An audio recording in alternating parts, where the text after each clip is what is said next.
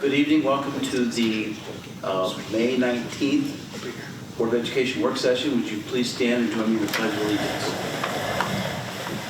I pledge allegiance to the flag of the United States of America and to the republic for which it stands, one nation, under God, indivisible, with liberty and justice for all.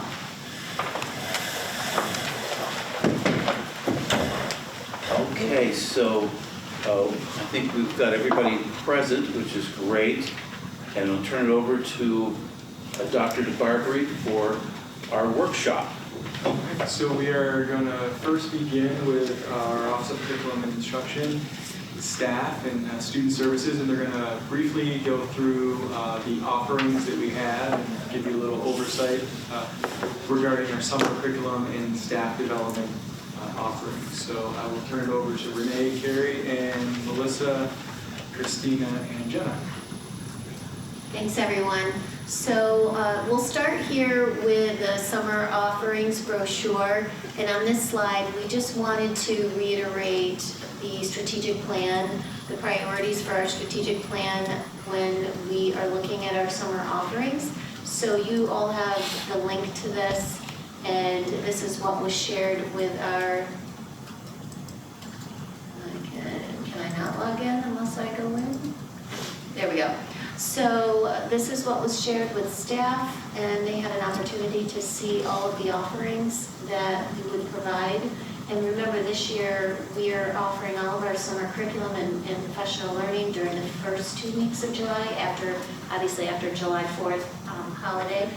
And so in an attempt to put together a shortened time for staff to do the summer PD, their curriculum work, and then followed up by the enrichment camps that many of our staff work. So they're really going to be busy the whole month of July, and that was an attempt to make sure they had some actual time off to recharge in August. So you have access to that, and our folks here are going to walk you through some of the key pieces of that, not every single offering. So we'll give it away to Christina and Melissa. Okay, so we're going to start off with PBL, cohort 1. Last year, the first cohort that we had trained throughout the summer, and this year they're working to expand their first unit.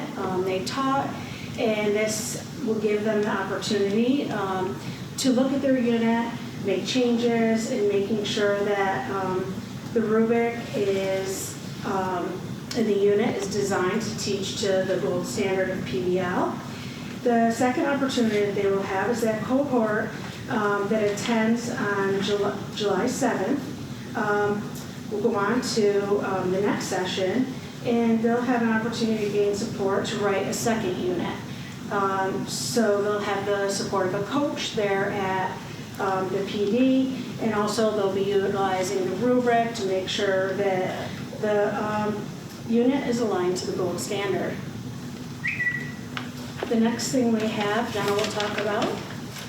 Sure. So the Power of Our Words is a training being designed for our teaching assistants specifically, be centered on the use of intentional language.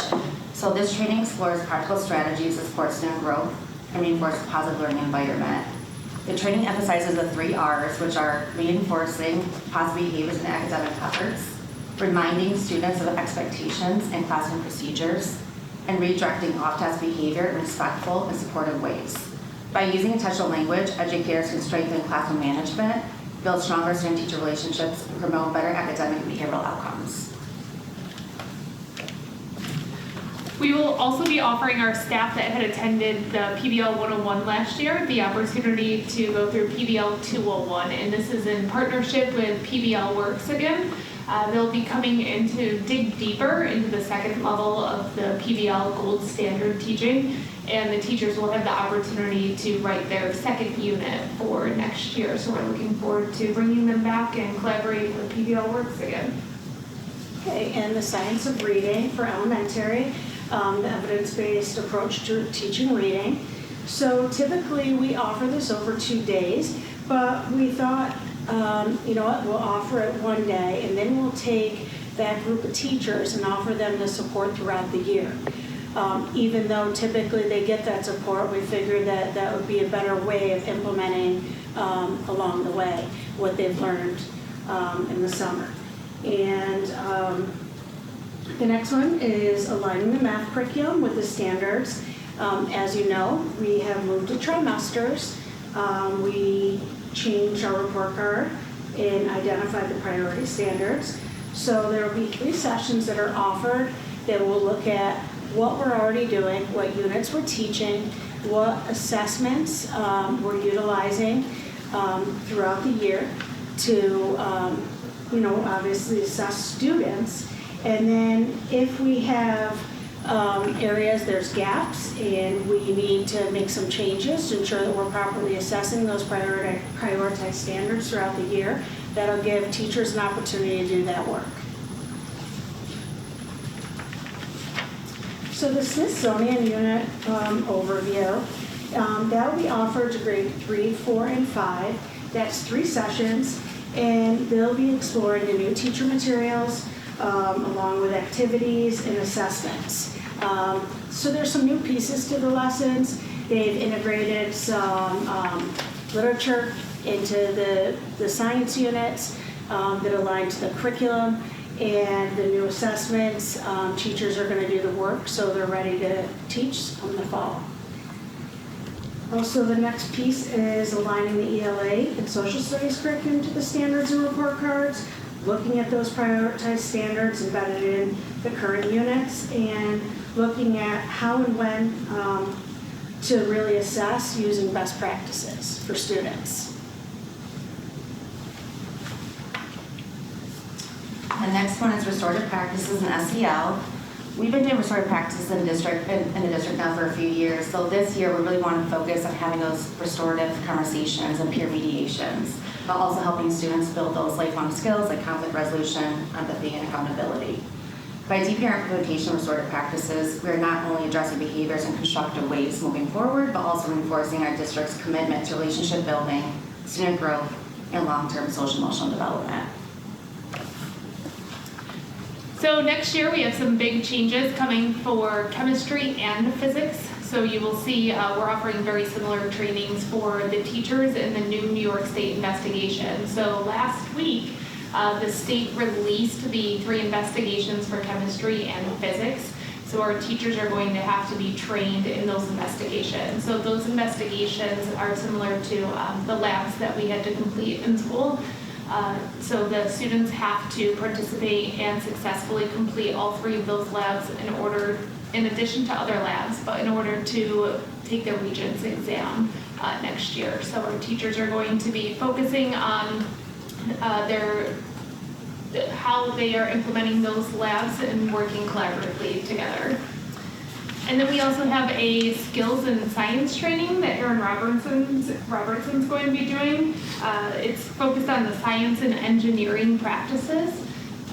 So they will be, again, developing collaboration 6-12 science, because one of the things our teachers felt that they would benefit from was working amongst the grade levels to build year to year. So instead of working in isolation, really having that 6-12 collaboration time to talk about how they're teaching things and how they can help the next grade level moving forward. So we're excited to have that.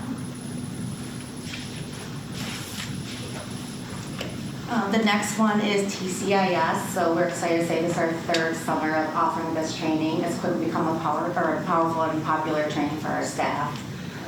With the majority of our elementary staff now trained, we can expand our focus to more of the secondary staff this summer to really have that consistent K-12 response. This expansion ensures all staff across the district are equipped with the tools and strategies to support students' behavioral and emotional needs effectively. Additionally, we're excited to introduce for the first time our refresher trainings being offered. This addition has been made possible by the growing number of staff who completed the initial training. These followed sessions will target best practices in trauma-informed care, de-escalation techniques, and behavioral support strategies, key components in fostering safe and supportive learning environments. We are proud of the continued momentum of this initiative and its alignment with our district's commitment to student well-being and staff development. The next one, autism training, provides visual supports and teaching strategies geared both for teachers and teaching assistants provided by our behavior specialist. Really focuses on communicating with students who might need more support through visual teaching strategies. So the focus of that one. SEL signature practices. So this is a way that we can teach SEL at the secondary level. While SEL is more explicit at elementary level, SEL signature practices offers a way to implicitly teach these skills.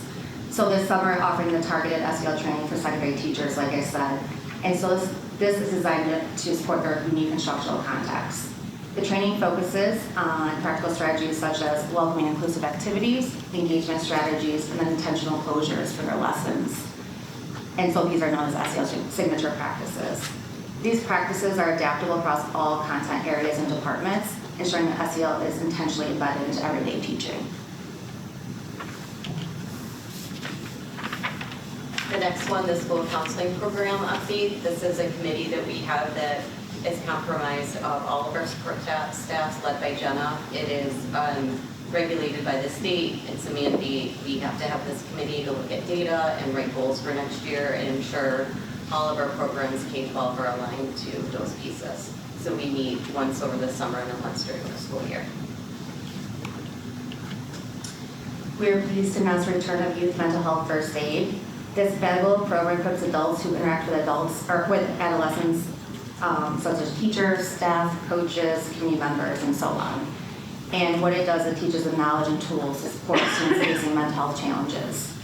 So this is a 6-hour course, and it's designed to cover common mental health challenges affecting youth, typical patterns of adolescent development, and a 5-step action plan for responding to both crisis and non-crisis situations. This initiative is an important part of the district's broader commitment to supporting student well-being and strengthening the capacity of our staff to respond effectively to mental health needs, and it complements our Team Mental Health First Aid program that we currently run. We look forward to continuing to expand this training in the months ahead. IEP planning days we offer every summer. We'll continue to offer that this year. That's really a few days that are set aside for co-teaching teams. So it would include the regular education teacher, the special education teacher, any TAs that we know might be assigned. It gives them an opportunity to look through their caseloads, their IEPs, look at goals, they start thinking forward on how they might plan the best for those students that they'll have on their caseload. And we do offer various opportunities during that 2 weeks for a lot of our staff that would need this, are teaching summer school or supporting our extended school years programs. So we do have a couple of half-day options as well. And I think that's it for us, but before you go to questions, I did want to add that we did forget to put health services on here, and I did want to mention that Katie will continue to offer her MERT for the building teams. Everyone has a MERT team, so that's emergency planning. And it includes CPR, first aid, and AED. And then Stop the Bleed, she separated out because I think Luke had mentioned that was something that would be good for everyone. So she pulled that out of just MERT teams, and we'll offer that, open that up to everybody as a separate training option. So I know that's not all of the offerings, but a few of the highlights. So if there are specific questions that the board has, the team would be happy to answer any of those questions before we move on. I just have a quick one. You probably know by now I'm kind of a PBL geek. I'm a big fan. But I just wanted just a quick question. You mentioned bringing some literature into the maths and sciences, which I think is an awesome idea. I'm just curious, have you actually made selections yet? No, this is done by the science units. So the Smithsonian units are actually integrating them ahead of time. And so we haven't had an opportunity to see them yet, but I definitely know that's the way in which we're heading. We're looking at a vertical alignment with next year. We did a full ELA curriculum assessment. And one piece we've been talking about with Erin, who will be an intern next year, is looking at how we can make sure that the books that we're choosing for students align in ELA, but they also have science embedded throughout them. Because too many times, like the 15 or 20 minutes that teachers have at the end of the day, we want to make sure that students are able to make those connections and understand how they all go together. Awesome, great. Yeah. I think it's terrific that you've been so intentional about offering sessions for teachers' assistants. And I was wondering, can teachers' assistants attend anything they want to throughout the days? And then in addition, they have some specific sessions? Not every, they can attend a lot of the things like TCIS, a lot of what student services is offering. As far as the curriculum work, they wouldn't attend all of those things, and they can speak more to that than I can, but. Yeah, well, that makes sense. Yeah, and like Carrie said, we do have to play around because a lot of them do summer school for us too, so that's why we get creative with the half-day options for them too. And also some of the need from teaching assistants comes directly from them, and they're, they get together and say this is something that we would need. So we really tried to base things off what we're hearing from them as well. And most of that work is obviously what they want to do with students and making sure that they're supporting the common language in the classroom, and aligning to what it is the teacher's doing in the classroom as well. But they've really spoken. I think we've tried to listen and really gear this professional development directly towards teaching assistants as well.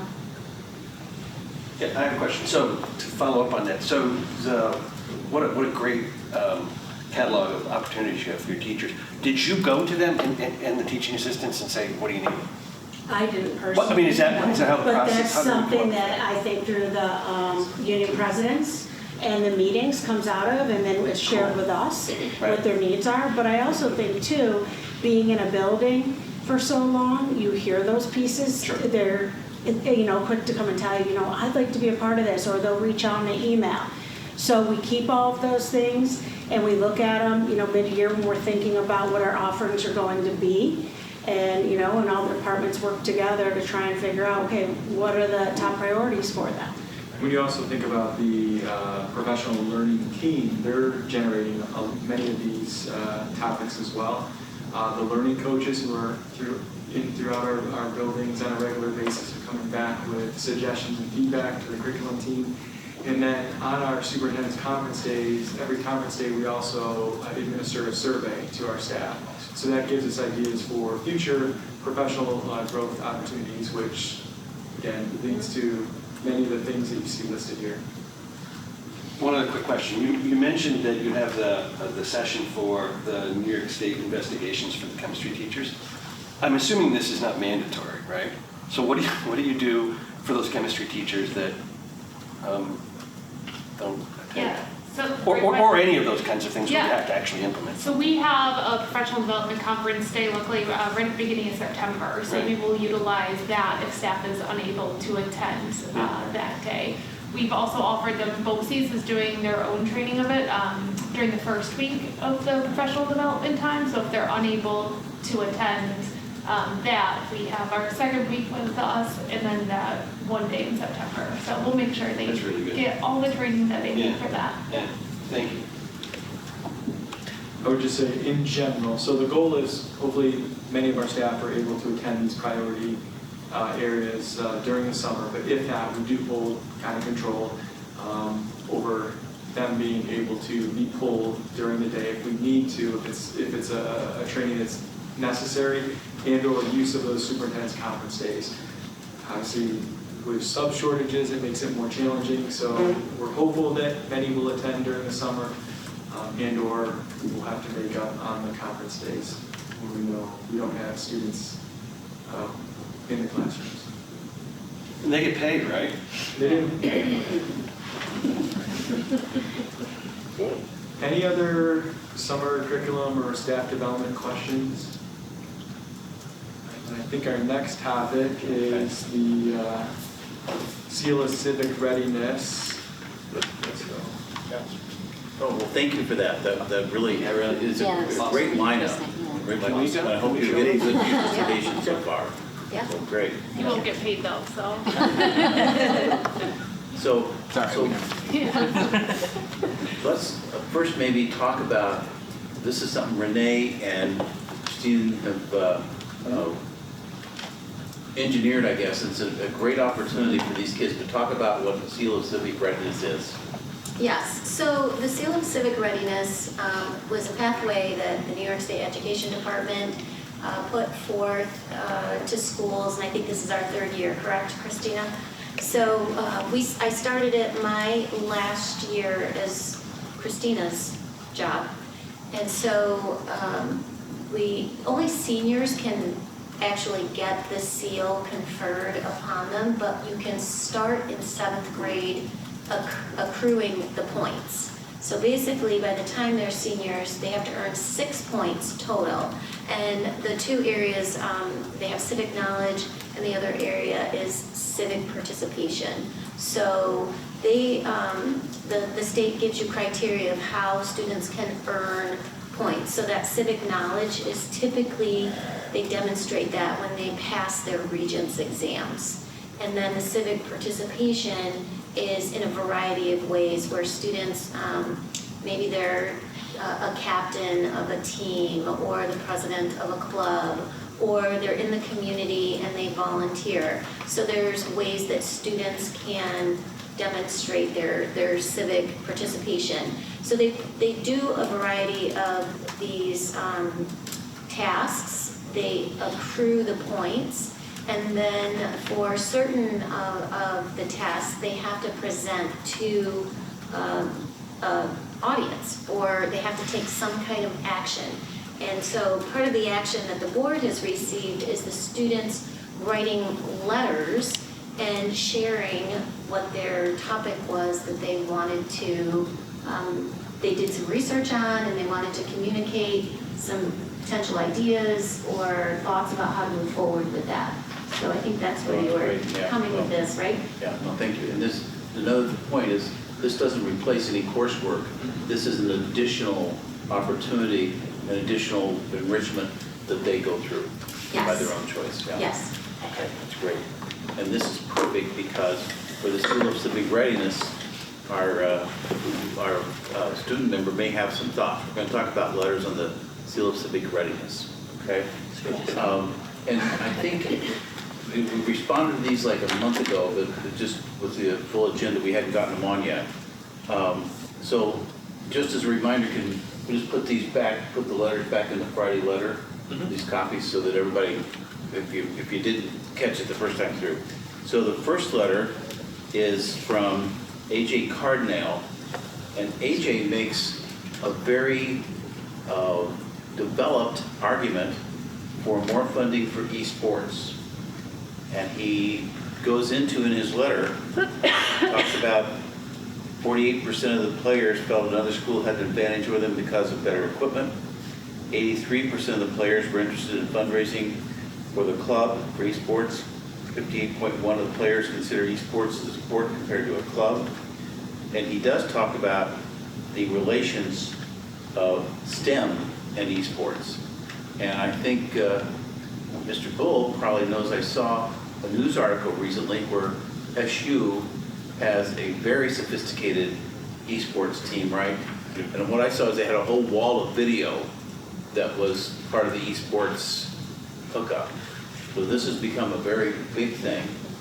And I'm not quite sure what we do now, but obviously it'd be worth some more discussion, I think. So one of the things I can share is that, as we've been looking at capital improvement projects, in fact, in the 2022 project that was approved, the work over at Derby, we had hoped to renovate the library media center, which would have expanded part of that space for esports. Obviously, that was scaled back due to cost, but that is something that is on the table as we look at future projects. The work's already aligned there. They also know that the work coming up at Baker, we're looking at all of those things. RJ and or Eric now gets requests all the time. So once space becomes available at Durkee, we're looking to obviously, expand and include more high quality technologies for the students so that they can compete at even higher levels than what they're currently competing at. So Hey, it Joe, is on the table. Does that fall under the sports budget? It actually doesn't. It'd be under Yeah, the it's weird, instructional budget. Okay. The New York State Public High School Athletic Association has not recognized esports, as there's been lots of discussion. Wouldn't be athletics, it's something different. Okay. Correct, yeah. I got you. So it'd be under just the regular curriculum and instruction budget Okay. and technology. I was just wondering on this topic, just in a general way, how do we stay on top of what students are interested in doing? When Sam and I went to, speak to one of the classes, we heard about, an interest in archery and an interest in martial arts. And I wasn't sure how these students even express an interest in these things and how we find out if there are other students that might be interested. So a lot of that is going to be through some conversations with the school counselors as they're having their scheduling meetings. Sometimes surveys are done. But one of the other areas that we pull this information from, with staff, but also principals get this information on a regular basis, because one of the things that we communicate in our student-run meetings is that we will create clubs, we will create opportunities, we just need, and they walk through the process. So we don't limit just to what we have within the contracts. So I think most students know that if there's an interest, all they have to do is go to the building administration and say, we would like to create this club. And as long as they find an advisor, that they're able to make that happen. So that's usually most of these things have started in a small club and then they've expanded. And then also Renee gets a lot of feedback too from other districts when she meets with, and Christina too, and Tony and Melissa, with the local assistant superintendents and directors through OC and BOCE. So they brainstorm ideas all the time about options for students, not only after school options, but coursework options, and that's why we have some adjustments that have been made to the course catalog because of student interest. Yeah, I'll give a huge shout out to Lindsay Cesare for getting the esports club up off the ground. She didn't want to do it, but she had a kid who was super interested and begged her, and she finally said, okay. And that woman will knock you over to get whatever she can for these kids, because that's how important it is to her now. She didn't know anything about it, and she immersed herself into this, and she sees what this program has done for a group of students who didn't necessarily feel connected to school in a specific way, and these kids feel like they're on a sports team. And if you have ever seen a stadium filled with people watching other students professionally do these esports, it's like it's bigger than any football game you'd ever watch, for a Super Bowl. It's incredible, and the amount of scholarship money that is available for these kids coming out of esports. I definitely think it's a tremendous area of growth, and how she's worked very hard to get coursework in our course catalog, as Joe mentioned, that would lend itself to students who are interested in gaming. So she's done a fantastic job. Excuse me, I have a couple questions. In college, is it considered a sport? Do we know? I believe it is. I believe in some colleges it's a sport. They're considered D1 athletes. And Yeah. how would we be able to petition to make it a sport in New York State? Would be question number 2. Pointing to Yeah, Dr. you Barbary. You could reach out to NISBA. There has been conversation, but there's for whatever reason, it just hasn't been, it was simultaneously happening when a lot of the colleges and universities were looking at that change. I think the other piece is looking at it from an instructional standpoint. I mean, there's not that there's not instruction tied to athletics, but for whatever reason, it would be, reaching out to NISBA.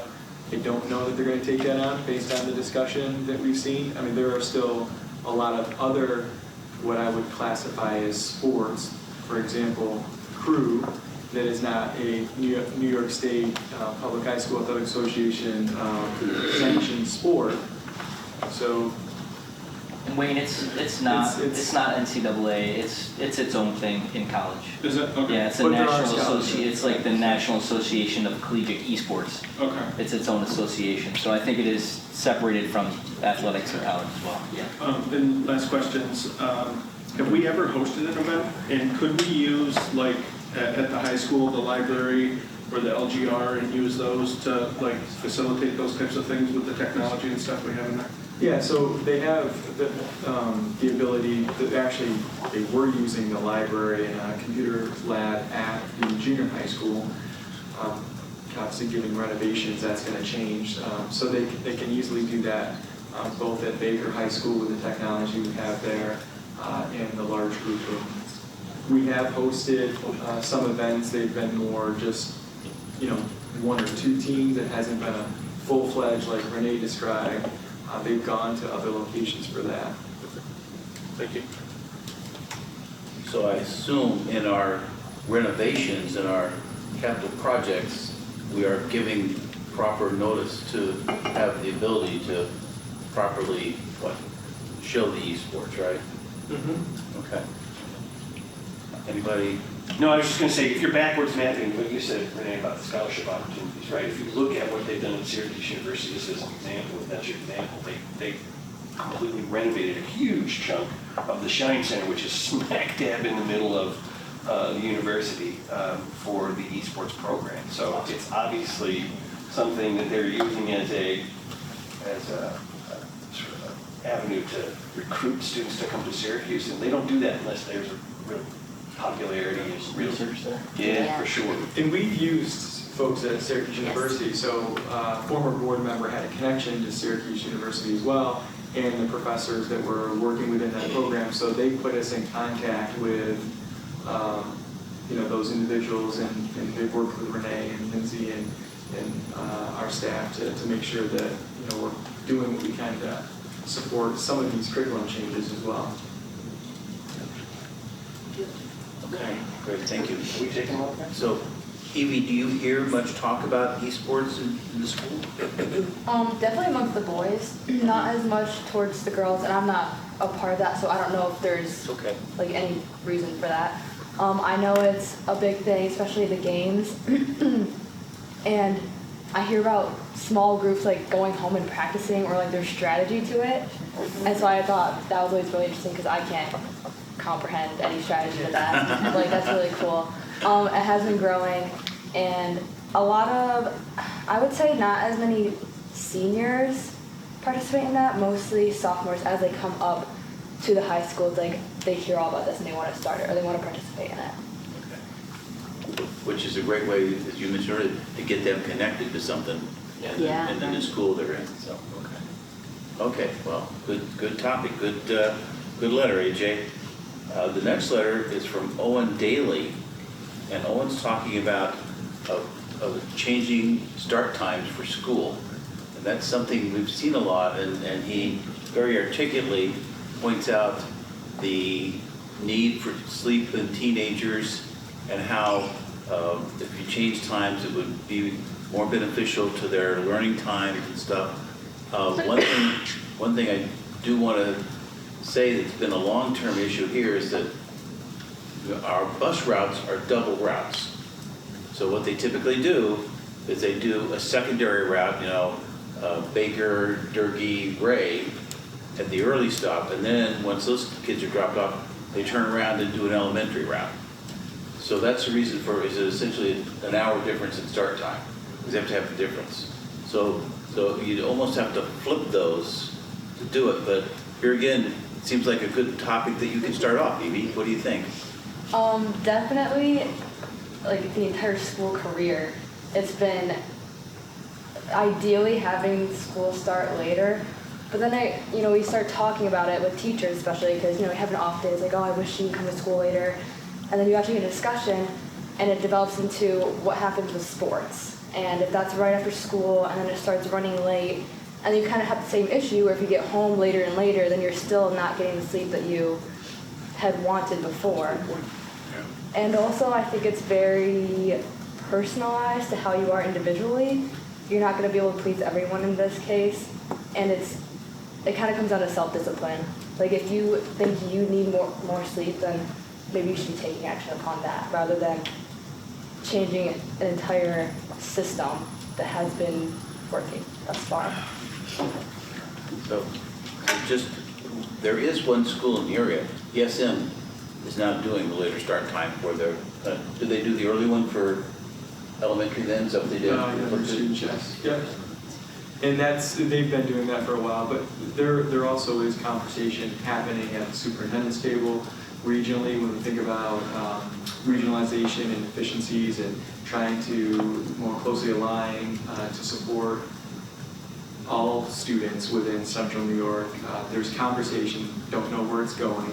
And then the piece that we also shared, because this came up as we were campaigning for our Funding Improvements in Building the Future project in December, what things might look like in the future. And so what I have shared with families when it's related to start and end times, we don't know, but we have enough time that we'll put something out, we'll do our research, we'll spend time likely next year gathering feedback, and who knows where this is going to go, but it's not something that's just going to happen by a flip of a switch. It's going to be, if we do make a change because of the impact that it has, when you think about childcare and all of that, our programs that we have partnerships with, we need to make sure that if we do make a change, that we're putting it out there 2, potentially 3 years in advance so that families can plan and prepare. Yeah, so a lot of considerations, but the other thing, I think that in some cases, kids that are involved in sports and a school that's done this miss their last period. They're going to an away game. So it does have some educational impacts as well, but it is like, just like you say, if other schools start to do it, then it will be a more of a possibility. Yeah. Okay.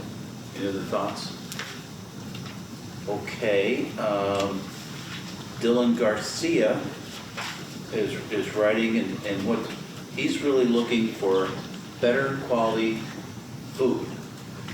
And I hope maybe you may be able to speak this, but he's talking about, be sure it's, high protein, not greasy, not sugar filled, and I hope that we are assessing that. Although I remember a few years back under a certain administration where they got the dietary requirements so strict. It was only whole wheat, it was only this, it was only that nobody would eat lunch. So we have to kind of find the middle ground, I guess. So Donna, I think there's another student too, Jake Seatbelt, you have a letter Yes, that he was talking about the school lunch program as well. So one of the things, because we are part of that, there are requirements that we have to follow in order to meet the guidelines, and now we have community eligibility. But one of the things that Donna, I think she even shared an update at some point with the board, she's been trying to bring in the farm table, and so she's eager to have more options. What it comes down to is obviously staffing and making sure that we have folks to do that work. But she's eager to change some things within the school lunch program here. And then when you think about the new work that's being done over at Durkee, and once that cafeteria becomes online, it gives us an opportunity with better facilities to also then create newer options for students. And this is something that came up when Sam and I went to the class as well. Not only the quality of the food, but the amount of food. One of the students said, "I'm a big guy, and I get the, you get the free lunches, and there's just not enough food, And I guess there are some options at the high school level. The a la carte items, but they're kind of expensive. So anyway, that was the feedback. Okay. Okay, but relay that to food services and Food service be sure has that that, information to add it from the conversation with Sam and Christy. okay. So the next letter is from Gracie Pavarnik, and very, very thoughtful letter.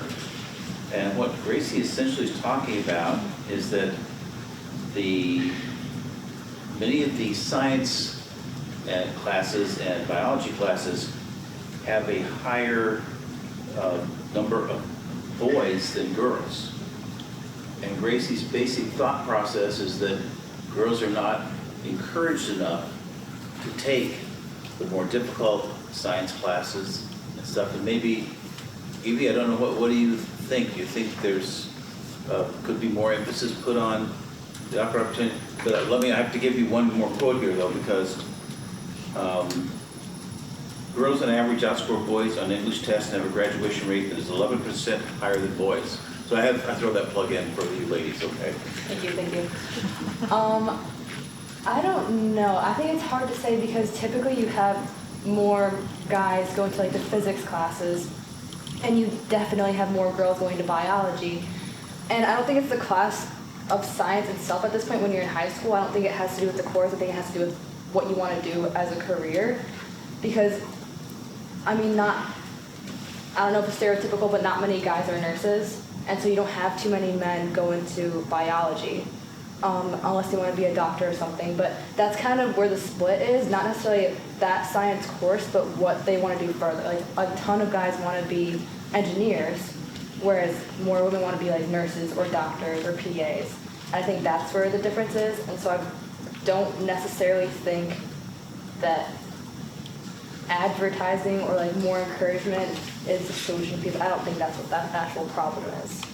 So you did a very good job, and I need to explain maybe further that Gracie later makes the point that men seem to be more happy with their career choice than women sometimes. And part of her element as she goes through the letter is that maybe women need to be exposed to more careers, that there may be a bias in guiding women to certain careers. So that just, it's great food for thought, and probably something our counselors can look at, we can look at. Very thought-provoking. I don't know, any thoughts from anybody? I think it's interesting. I think there is a really, really good, and I can't think of the name now, I was just going to Google it, study in the Scandinavian countries regarding the most egalitarian-driven societies where equality in this area of careers became the purpose of legislation. And when in the societies where that happens the most, the study, to everyone's surprise, was men and women separate themselves the most. And I think it has a lot to do with interest, and less to do with opportunity and encouragement. So we still are different, believe it or not. Okay, any other thoughts? Okay, the next letter is from Jake Seefeld, and he does address some of the same points on lunches. One thing that's different is he definitely says they love the panini press, and they'd like to see the panini press back. I imagine that was probably a labor and time issue that it takes as I would call 2 or 3 minutes on a panini, so it's hard to do that in the lunch line, I'm guessing. But so that gets to be lumped in with the others. And he does address against farm to table, as you guys were talking about. Okay. And then the last letter is from Trevor Miller, and Trevor was very thoughtful in talking about vaping, especially I think in the bathrooms, and asking about vape detectors. And that is something that I think we shared with the board. We received funding from the lawsuit with the vape companies, and so we have that money set aside.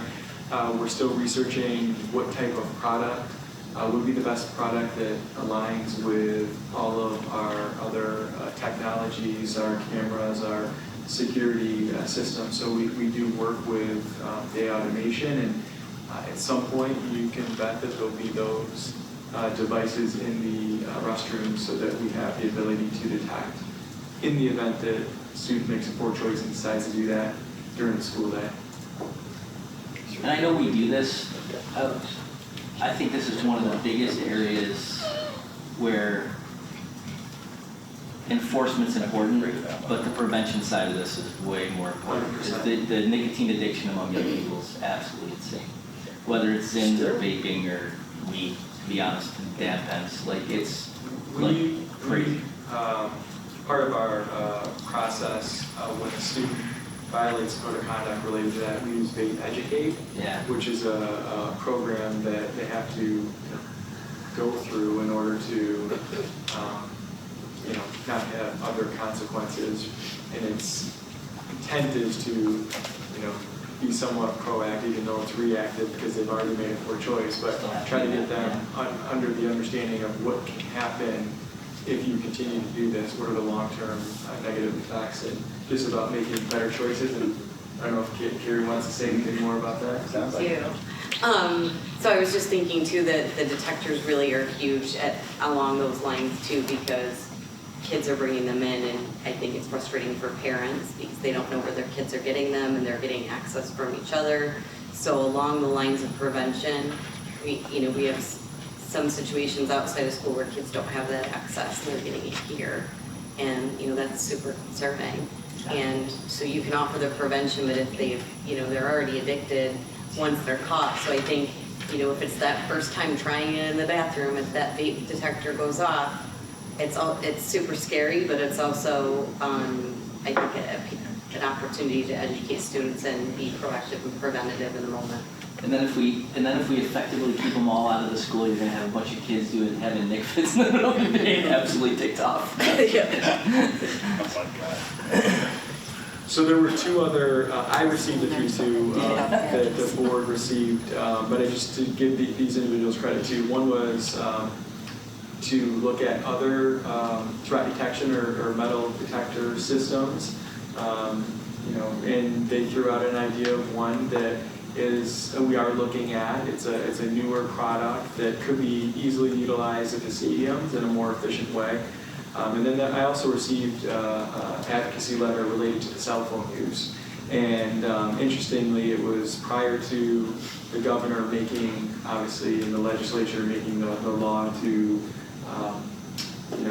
restrict bell to bell. So, obviously we have to comply with the law. And, you're going to see changes next year related to that. But I just wanted to give those students also credit for creating thoughtful arguments as to why they feel we should change X, Y, or Z.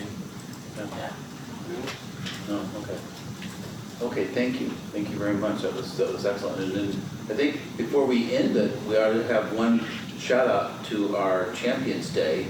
And Carrie, I think you were pretty instrumental in starting that. You want to talk a little bit about all the activities today? Yes, of course. I just would like to really give a shout out to the athletes. They just do an amazing job. Awesome. Although the weather was a little chilly, I think it was better for them than the hotter day we had last year. So I think the adults suffered a little bit more this year, but the kids actually did better with the cooler air. And also the staff that really comes together. I mean, Sam sits on those committee meetings with me, and we meet monthly, and the staff just comes together. It's just amazing the way everything kind of happens the day of. The student volunteers from, setting things up, the balloons, the helium tanks, like all the snow cones, all the little things that, the details that go into it. And, Kelly Kenna, Gennaro D'Agostino, Karen Pickard, the banners, the t-shirts, the parents. We have a parent that did a bubble event this year. I don't know if you caught that, but that was definitely a highlight.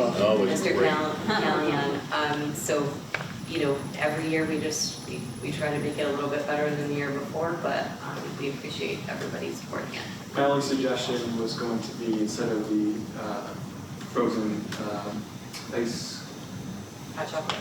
it was hot chocolate. Yeah. Today we could have benefited for hot chocolate. It didn't seem to bother the kids.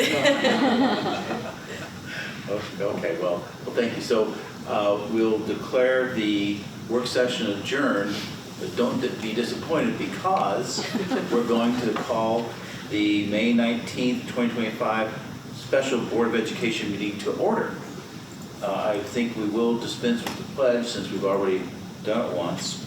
The first order of business is resolve the Board of Education appoint Dr. Joseph DeBarbary as the clerk pro tem of the district for the special board meeting May 19th, 2025. Have a motion, please. So moved. Andrew, Don, those in favor? Wait, what about the discussion? Yeah, well, I purposely didn't call discussion. Somebody's got to do it. I didn't call discussion on that because, that's okay. So I think those in favor, those opposed, it's unanimous. Okay. And that means our clerk pro tem, you've completed roll call. Okay. Moving with the approval of agenda. Resolve the Board of Education approve the agenda for the May 19th, 2025 special Board of Education meeting. So moved. Second. Andrew, Jeremy, those in favor? Aye. Opposed? Motion carries. And I guess we immediately move to executive. Okay. So resolve the Board of Education into executive session to discuss matters leading to the appointment of a particular person. So moved. I have Christy and Don. Those in favor? Aye. Opposed? Okay, motion carries, and we will be in exec. Thank you. Okay, resolve the Board of Education reconvene from executive session to the general session of the special Board of Education meeting. Sam, Luke, those in favor? Aye. Those opposed? Motion carries. And now, first order of business is the consent agenda. Resolve the Board of Education approve the consent agenda pursuant to the attached. Tom? Second. Yeah. Second?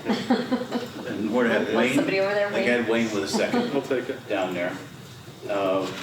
And any questions or conversation on this? You want to just talk about it? So we're excited. Part of the consent agenda is to approve our new assistant principal at Baker High School, Maggie Eschelbaum. So we welcome you, and we're excited about having you next week.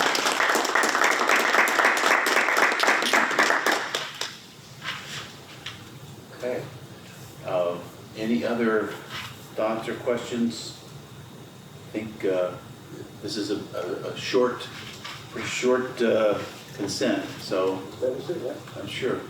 Well, we do have non-instructional volunteer, but it was all, I think, pretty clear, and I'm not sure anything that we haven't previously talked about, so. Hearing no, excuse me, hearing no discussion, move to vote then. Those in favor? Aye. Those opposed? Okay, motion carries. And with that, we're ready to move on. Resolve board that the May 19th, 2025 Special Board of Education meeting be adjourned. So moved. Jeremy. Second. Sam. Those in favor?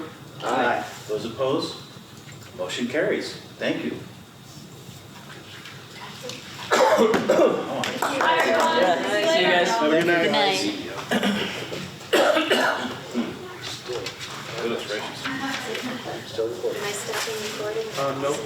We're all done.